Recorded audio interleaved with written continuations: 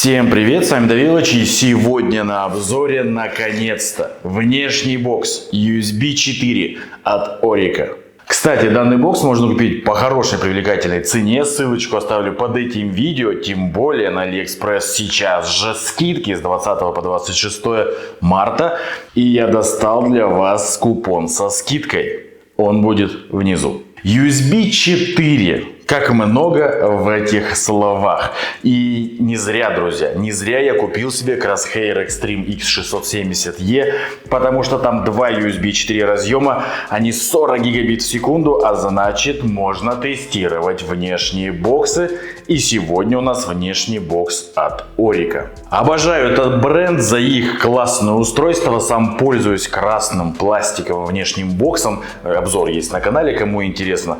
Ну а сегодня мы с вами будем разговаривать про USB 4. Вот такая вот достаточно крупная коробка. Вы сейчас увидели полностью анбоксинг, полностью разборку и сборку данного внешнего бокса. Ну а в первую очередь этот бокс будет протестирован, конечно же, с PCI 4 SSD накопителем Kingston KC3000. Но также мы не забудем про 970 EVO+, который тоже быстрый, но скорее всего покажет скорости меньше, потому что здесь у нас USB 4 40 гигабит в секунду, в теории это у нас 4000 мегабайт в секунду на чтение и запись, а значит есть вероятность, что мы сможем увидеть очень высокую скорость на чтение и запись. Что же касается начинки данного бокса, как вы могли уже увидеть на разборке и сборке, здесь у нас есть по какой-то причине два внутренних встроенных контроллера. Первый это у нас от J-Micron, JMS583. И вот тут сразу же появляются вопросики. Ну ладно, у нас же есть там второй побольше контроллер от Intel T803A900. И когда начинаешь гуглить его, узнавать, а что же это такое, то понимаешь, что это Thunderbolt 3. Не четвертый Thunderbolt, третий. И тоже такой сразу же, как-то что-то тут завязочка какая-то странная, непонятно. Но, друзья, давайте подключать наш внешний бокс и переходить к тестам. Подключаем наш бокс. Внутри у нас установлен Kingston KC3000, объем 1 терабайт со скоростью чтения до 7000, записи до 6000. Все у нас звуки были, SSD у нас определился отлично. Давайте посмотрим на Crystal Disk Info, убедимся в этом. Да, вот он наш Kingston KC3000, терабайтничек, 23 градуса у нас пока температура. Запускаем CPU-ID Hardware Monitor, сворачиваем все ненужное, Kingston у нас видится отлично. Супер, так и будем наблюдать. Ну а перед тем, как приступить к тестам, давайте перейдем на официальный магазин на AliExpress. Это Orica Official Store. Покупаем только тут. Опускаемся чуть пониже. Кстати, у нас же распродажа с 20 по 26 марта. Я нарыл промокод на скидку. Идем вниз. Вот он наш USB 4 M2 SSD внешний бокс. Переходим на официальную страничку по нашему внешнему боксу. Есть у нас разные варианты цветов. Что касается нашего внешнего бокса, давайте опустимся вниз. Здесь у нас отзывы, примечания. И у нас для достижения 2000 мегабит в секунду нужно подключаться через USB 3.2 Gen 2. Но это не касается нашего внешнего бокса, потому что, как вы могли увидеть, здесь есть и другие боксы, которые в данный момент недоступны. Но у нас здесь, друзья, гораздо интереснее SSD. Почему-то у нас заявлены 2700 на чтение, 1400 на запись. Как-то маловато будет для USB 4. Но все с вами проверим. Есть совместимость Thunderbolt 3, Thunderbolt 4. Круто. Что ж, давайте запускать первый тест. И, конечно же, это у нас Crystal Disk Mark. Ну что, тест у нас завершился, и на нашем внешнем боксе Orica USB 4, где заявлено 40 гигабит в секунду пропускная способность, и в теории это у нас 4000 мегабайт в секунду на чтение и запись, мы получаем 3005 мегабайт в секунду на чтение. Здесь хоть и ниже заявлено, но все равно это выше на 1000 мегабайт в секунду, чем на USB 3.2 Gen 2 X2 SSD накопителях. Но вот что касается линейной скорости записи, то 1505 на фоне USB 3.2 Gen 2 X2 накопителей выглядит как-то маловато. Там у нас 2000, здесь всего лишь 1500. Отдельно стоит отметить высокое значение случайного 4К чтения, как на уровне у SATA SSD, но у нас во внешнем боксе NVMe-шка стоит. Здесь у нас никаких вопросов нет. На USB 3.2 Gen 2 X2 накопителях у нас примерно 25. Здесь, конечно же, прирост заметен. Но вот что еще интереснее, это невысокая случайная 4К запись. Ну 11 это как-то совсем маловато. Что же касается тестов VS SSD Benchmark, здесь получаем 1583 балла, грубо говоря, на 500 больше, чем на USB 3.2 Gen 2 X2 накопителях и внешних боксах. В ATO Disk Benchmark мы видим с вами низкую скорость записи на мелкоблочке, потом все это дело вырастает, выравнивается, и здесь вопросов нет. После увиденного в Crystal Disk Mark, здесь, кстати, у нас 1,9 гигабайта в секунду показывает ATO, это значит, вот это у нас максимально пропускная способность, а не 1500, как мы с вами увидели.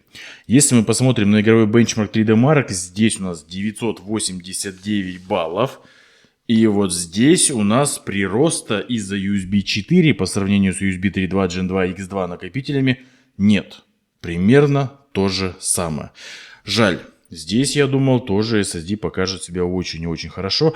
Но я думаю, это невысокое значение связано как раз с низкой случайной записью. По-другому я не знаю, почему здесь может быть такое невысокое значение по баллам. Что ж, теперь давайте перейдем к тесту на реальную запись, где мы посмотрим, какой же максимум сможет нам показать этот внешний бокс. Потому что внутри у нас стоит Kingston KC3000, объем 1 терабайт, 7000 на чтение, 6000 на запись. Ну, давай, покажи нам все, на что же ты способен, наш внешний бокс. А здесь у нас всего 930 мегабайт в секунду. Что-то как-то маловато будет. Прямо очень мало. Это, грубо говоря, уровень USB 3.2 Gen 2 X2 SSD накопителей, но никак не 40 гигабит в секунду. Что ж, интересно. Давайте подождем, посмотрим, что же будет у нас дальше. В конце записи первой папки у нас в принципе ничего не меняется. Все те же 950 мегабайт в секунду. В конце записи второй папки у нас ничего не меняется. Ну и к концу записи третьей папки у нас тоже ничего не меняется. Дальше я не вижу смысла мучить наш SSD. Корпус у нас немножко разогревается. Ну как немножко, уже ощутимо тепленький. И я предлагаю сделать тесты еще и с отдельным кабелем специально, который 40 гигабит в секунду пропускной способностью. Тоже от компании Orica. Кто знает, вдруг комплектный, ну не совсем. Но давайте это с вами сейчас проверим. Ждем завершения записи. Удаляем все записанные данные. Выполняем команду Trim. Сделаем небольшую паузу и поменяем кабель.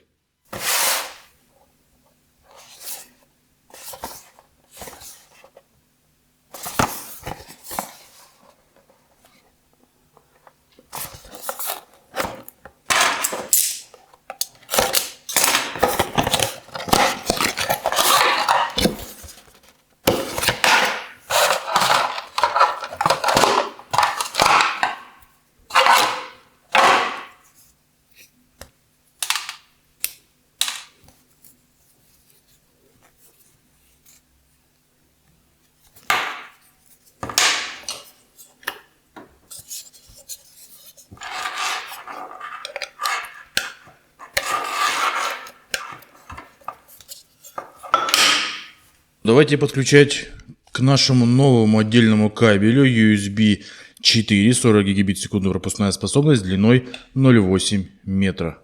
Подключаем, светодиод загорелся. SSD у нас звук был определился. Ждем, когда у нас появится. Отлично, все супер. Ну и давайте снова запустим утилиты Crystal Disk Info CPU ID Hardware Monitor, где мы будем отслеживать все состояние. SSD у нас уже остыл, 27 градусов. Сворачиваем все, вуаля, Kingston теперь есть. Ладно, размещаем все это здесь внизу.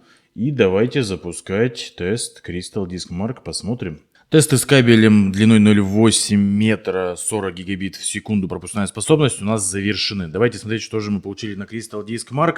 И линейные скорости, и случайные 4К, и чтение записи у нас остались на прежнем уровне здесь изменений каких-то нет. Что касается количества баллов VS SSD Benchmark, у нас было 1583, стало 1574, то же самое. Если мы посмотрим на Autodisk Benchmark, такая же картина на мелкоблочке, такие же скорости на больших блоках. Но на тесте 3D Mark у нас 975 баллов, на 25 баллов больше, чем это было на родном кабеле. Тоже, я считаю, это просто погрешность. Что ж, сворачиваем все наши синтетические тесты и давайте закинем папочку 100 гигабайт на наш SSD, посмотрим, а изменилось ли что-то у нас по скорости записи. Первая папка у нас пошла. И давайте наблюдать. 890 мегабайт в секунду 900. У нас было в предыдущем тесте 950. Так что здесь давайте дождемся завершения записи первой папки и посмотрим, что же у нас будет. Ну и к концу записи первой папки у нас все так же 940-950 мегабайт в секунду. Так что все осталось на прежних значениях.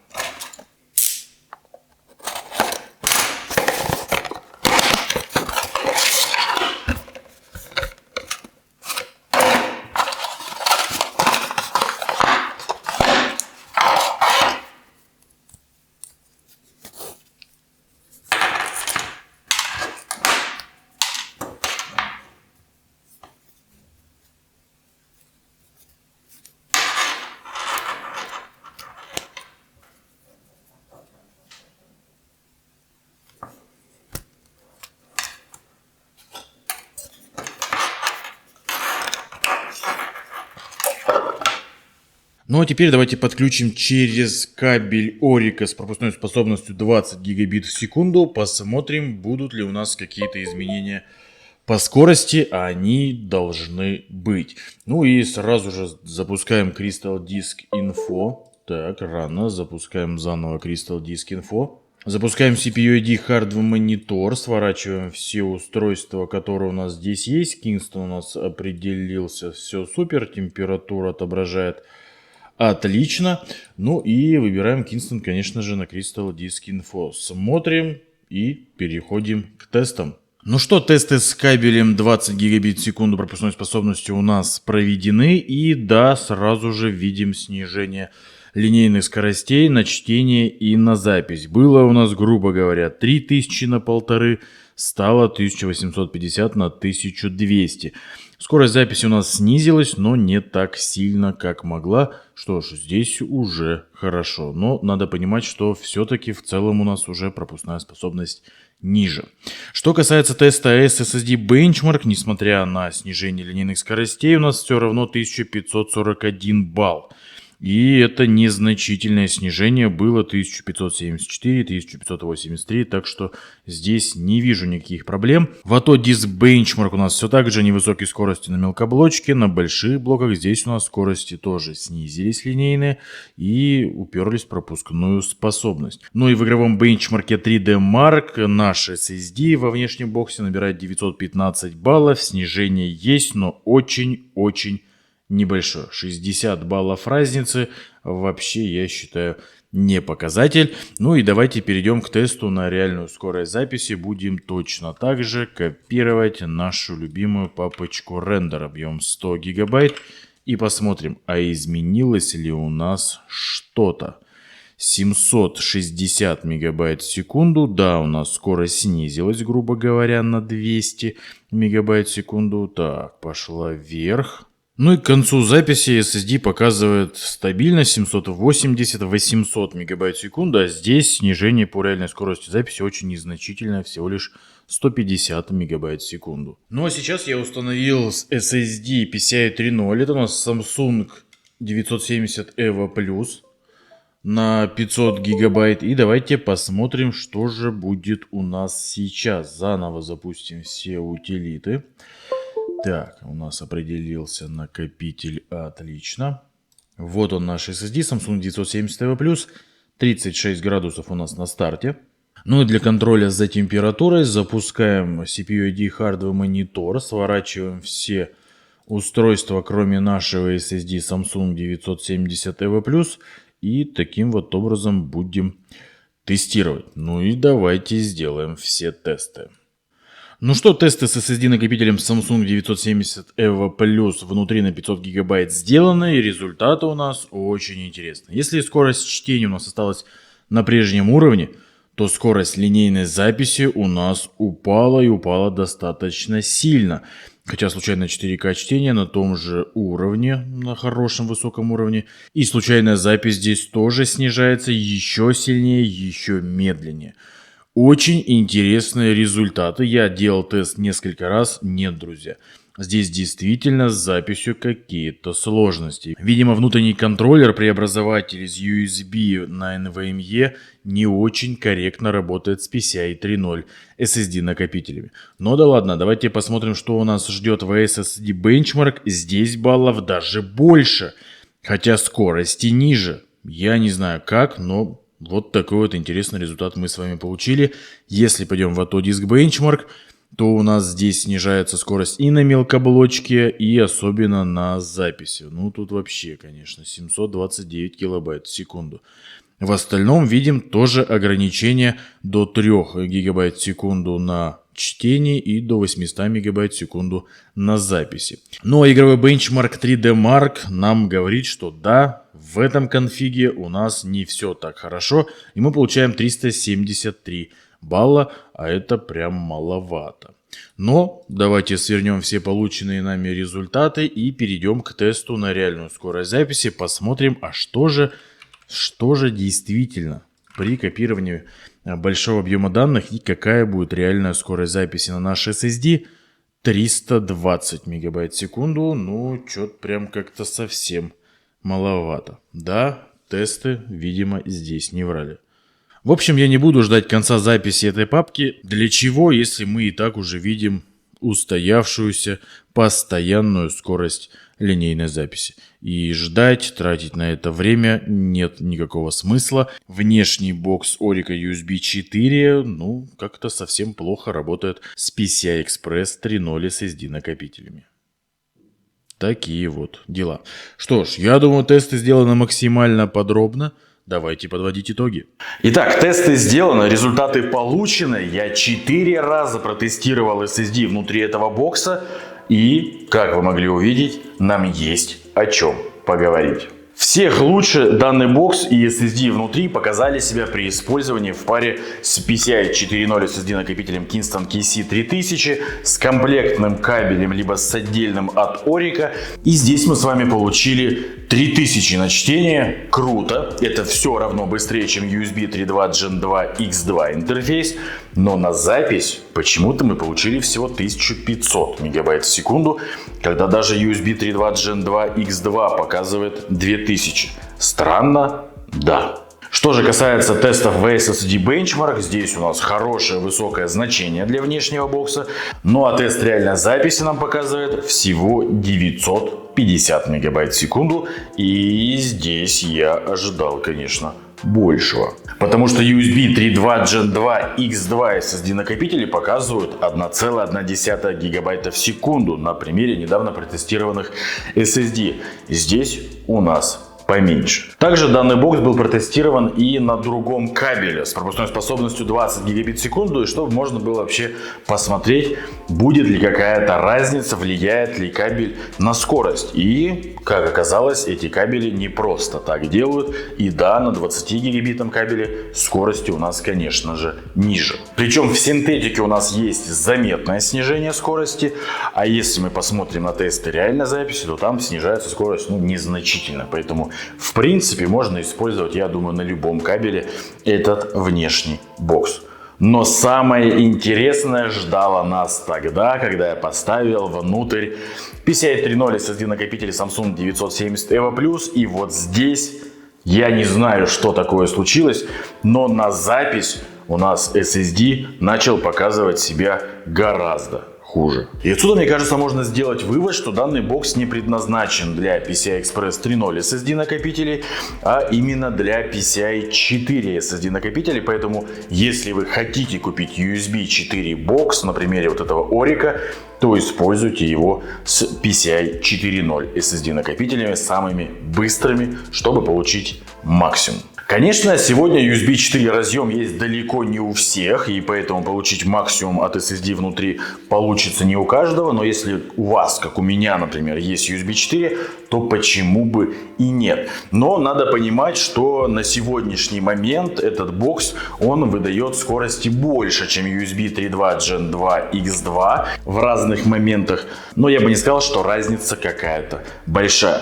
Внутри вы видели, у нас есть отдельный радиатор, который устанавливается на SSD, прямого контакта нет.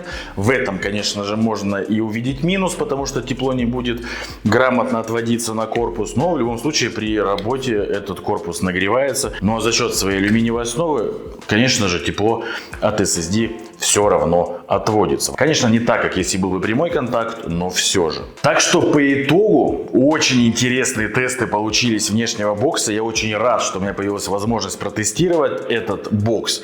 И мы с вами увидели результаты, как ведут себя внутри разные SSD и как ведет себя этот бокс на разных кабелях.